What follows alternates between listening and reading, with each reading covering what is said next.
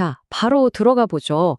오늘 우리가 파헤쳐 볼 주제는 철학 역사상 가장 유명한 아이디어 중 하나입니다. 그런데 재미있는 건요, 이 거대한 사상이 사실은 우리가 일상에서 느끼는 아주 깊고 인간적인 불안함에서 시작됐다는 거예요. 근대 철학의 아버지, 르네 데카르트, 다들 아시죠? 그가 도대체 어떤 마음으로 세상을 바라봤는지 그 속사정을 한 겹씩 벗겨보겠습니다. 본격적인 이야기로 뛰어들기 전에 여러분 스스로에게 이런 질문을 하나 던져보시면 좋겠습니다. 혹시 여러분의 감각, 그중에서도 정말 철석같이 믿었던 두 눈한테 완벽하게 속아 넘어갔던 적 있으신가요? 우리는 보통 일상 속에서 보고, 듣고, 느끼는 것들을 100% 진실이라고 굳게 믿고 살잖아요? 그런데 말이죠. 과연 그게 절대적으로 확실한 믿음의 토대가 될 수 있을까요? 여기서 우리가 마주하는 첫 번째 딜레마가 등장합니다. 하늘에 떠있는 저 거대한 태양, 우리 눈에는 기껏해야 동전만하게 보이죠?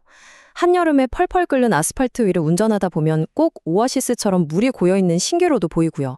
또 물이 담긴 투명한 컵에 반듯한 젓가락을 넣으면 확 꺾여 보이잖아요?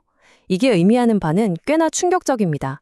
우리가 사는 이 자연은 사실 확률과 착시로 가득 차 있어서 우리의 물리적인 감각을 결코 100% 온전히 믿을 수는 없다는 뜻이거든요. 자, 첫 번째 파트입니다. 자연의 불확실성과 데카르트적 불안. 이게 대체 무슨 뜻인지 한번 보죠. 생각해보면 꽤 무서운 일입니다. 그 어떤 것도 절대적으로 보장되지 않은 혼란스럽고 예측 불가능한 세상에 우리가 덩그러니 던져져 있다는 거니까요.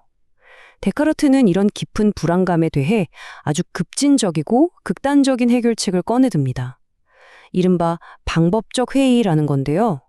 내 감각이 날 단 한 번이라도 속였다면, 혹은 조금이라도 불확실한 틈이 있다면 그 지식은 그냥 모조리 가짜 취급하고 거부하겠다는 아주 독한 결단이었죠. 오직 단 하나, 절대 흔들리지 않는 진리를 찾기 위해서 자기의 모든 감각 스위치를 아예 꺼버리기로 한 겁니다. 다음 두 번째 파트는요, 바로 몸과 마음의 완벽한 분리입니다. 이 모든 것을 의심한다는 극단적인 과정이 결국 어떤 결과를 낳았냐면요. 데카르트가 인간의 경험을 완전히 뚝 떨어진 두 개의 차원으로 쪼개버리게 만들었습니다. 여기서 정말 흥미로운 건 이 이분법이 시각화되는 방식이에요. 데카르트 생각에 우리의 신체는 물리적인 공간을 떡하니 차지하는 물질이란 말이죠. 공간을 차지한다는 건 결국 시간이 지나면 썩고 소멸해버리는 일시적인 거라는 뜻입니다. 반면에 눈에 보이지도 않고 공간을 1mm도 차지하지 않는 투명한 사유, 그러니까 생각하는 마음이야말로 절대 썩지 않는 우리의 진짜 영원한 본질이라고 못을 박아버린 겁니다. 육체는 유란하지만 이성적인 자아는 확실하다고 굳게 믿은 거죠. 그는 우리 모두가 이른바 자연의 빛, 즉 이성이라는 엄청난 능력을 태어날 때부터 똑같이 나눠 가지고 있다고 생각했습니다. 이게 왜 중요하냐면요. 이 물리적 세계의 그 흐리멍덩한 어둠과 혼란 속에서 진짜와 가짜를 칼같이 판별해내는 궁극적인 조명이 바로 이 이성이기 때문입니다. 그냥 은은한 별빛이나 달빛 수준이 아니에요. 모든 걸 명명백백하게 싹 밝혀버리는 엄청나게 강력한 서치라이트 같은 거죠. 그래서 데카르트에게 진짜 중요한 미션은 이 찬란한 이성의 빛을 우리가 얼마나 제대로 써먹느냐 하는 문제였습니다. 세 번째 파트, 1000년 전의 선구자 아우구스티누스의 통찰로 넘어가 볼까요? 자, 여기서 철학사에 엄청난 반전이 하나 등장합니다. 화면에 있는 이 거대한 시간의 공백 한번 보시죠. 데카르트의 그 유명한 명제, 나는 생각한다, 고로 존재한다. 다들 들어보셨잖아요. 그런데 이 근본적인 토대가 근대 철학에 등장하기 무려 1000년도 훨씬 전에 이미 이것과 소름 돋게 똑같은 생각을 했던 사람이 있었습니다. 그러니까 내 존재를 끝없이 의심하다 보면 결국 나라는 존재가 증명된다는 이 기가 막힌 발상의 최초 주인공이 사실 데카르트가 아니었다는 겁니다. 무려 서기 4세기의 사상가 히포의 아우구스티누스가 자신의 저서 신공론에서 이렇게 기가 막힌 통찰을 남겼거든요.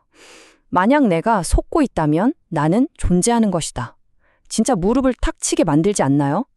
애초에 속임수를 당할 나라는 주체가 없다면 그 어떤 착시나 감각적인 속임수에도 당할 수가 없다는 아주 명쾌한 논리입니다. 속는다는 그 사실 자체가 내가 존재하는 걸 100% 확실하게 증명해준다는 이 아이디어. 데카르트의 깨달음을 1000년이나 앞서 보여준 완벽한 예고편이었던 셈이죠. 네 번째 파트입니다.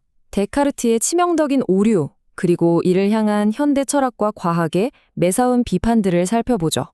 이제 시대를 훌쩍 건너뛰어서 현대로 한번 와보겠습니다. 영원한 정신만을 그렇게 강조했던 데카르트의 사상은요, 결국 현대 과학과 철학의 엄청난 반발에 부딪히게 됩니다. 특히 영국의 철학자 길버트 라일은요, 데카르트가 마음과 몸을 같은 개념적 범주에 올려놓음으로써 도저히 말도 안 되는 거대한 논리적 실수를 저질렀다고 꼬집었습니다. 이게 바로 그 유명한 범주의 오류라는 개념입니다. 라일이 든 비유를 들어보면 단번에 이해가 가실 겁니다. 상상해보세요. 누군가 대학 캠퍼스에 놀러와서 도서관도 구경하고 과학관 건물도 다 돌아본 다음에 대뜸 이렇게 묻는 겁니다. 건물은 다 참 잘 봤는데 그런데 대학교는 대체 어디에 있습니까? 황당하죠? 대학교라는 건 어디 숨겨진 특별한 건물 하나가 아니라 그 모든 건물들의 총합이잖아요. 마찬가지입니다. 우리의 마음 역시 몸 안에 깃든 무슨 별개의 유령 같은 게 아니라 그냥 우리 몸의 다양한 유기적인 기능들이 합쳐진 총합이라는 뜻이죠.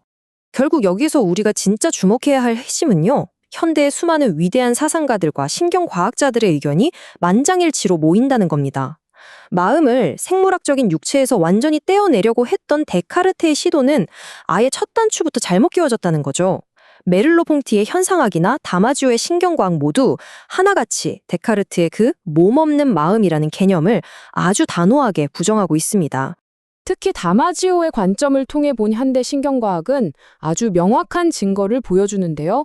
우리가 그토록 맹신했던 이성이라는 게 사실은 흠집나기 쉽고 연약한 우리의 생물학적 신체와 아주 직접적으로 딱 붙어 있다는 겁니다. 그러니까 생각한다는 건 허공을 떠도는 신비로운 영혼의 활동 같은 게 아니라 인간이라는 유기체가 숨을 쉬고 두 발로 걷는 것처럼 그냥 우리 신체의 생물학적 조건 안에서 팽팽하게 돌아가는 하나의 기능에 불과하다는 거죠. 자, 어느덧 마지막 파트네요. 여전히 배회하는 데카르트의 유령입니다. 그렇다면 데카르트의 이야기는 여기서 이렇게 허무하게 끝난 걸까요? 몸과 마음이 분리되어 있다는 과학적 이원론이 산산조각 났으니 이제 모든 문제가 다 해결된 걸까요? 참 아이러니하게도 그렇지가 않습니다. 100% 보장된 결과 대신에 그저 확률이나 개연성만 믿고 이 불확실한 세상을 살아가야 한다는 그 끔찍한 두려움. 아까 말씀드린 이 데카르트적 불안은 오늘날에도 여전히 우리 마음속 깊은 곳을 끈질기게 지배하고 있거든요. 미래의 직장, 재산, 건강, 모든 게 불안하고 불확실한 세상에서 어떻게든 절대적인 안전망을 쳐보려고 아등바등하는 우리 현대인의 모습, 가만히 들여다보면 데카르트의 그 절박했던 강박과 너무나도 닮아 있습니다. 마지막으로 여러분께 이 도발적인 질문 하나를 던지면서 오늘 이야기를 마무리할까 합니다. 우리가 매일매일 마주하는 불안, 단 한 번의 실패도 극도로 두려워하면서 100% 확실한 보장만을 쫓는 우리의 이 팍팍한 모습이요. 혹시 17세기의 한 철학자가 남겨놓은 짙은 메아리이자 아직도 우리 곁을 맴도는 유령은 아닐까요? 혼돈 속에서 완벽한 정답과 보장만을 찾으려 진을 빼기보다는 차라리 불확실성을 있는 그대로 껴안으면서 내 몸이 숨쉬는 바로 이 현재에 충실하는 것. 어쩌면 그게 데카르트의 유령으로부터 진짜 시원하게 해방되는 유일한 길일지도 모르겠습니다. 오늘 살펴본 이 내용이 여러분의 일상에 새롭고 흥미로운 관점을 던져주었기를 바라며 여기서 인사드리겠습니다.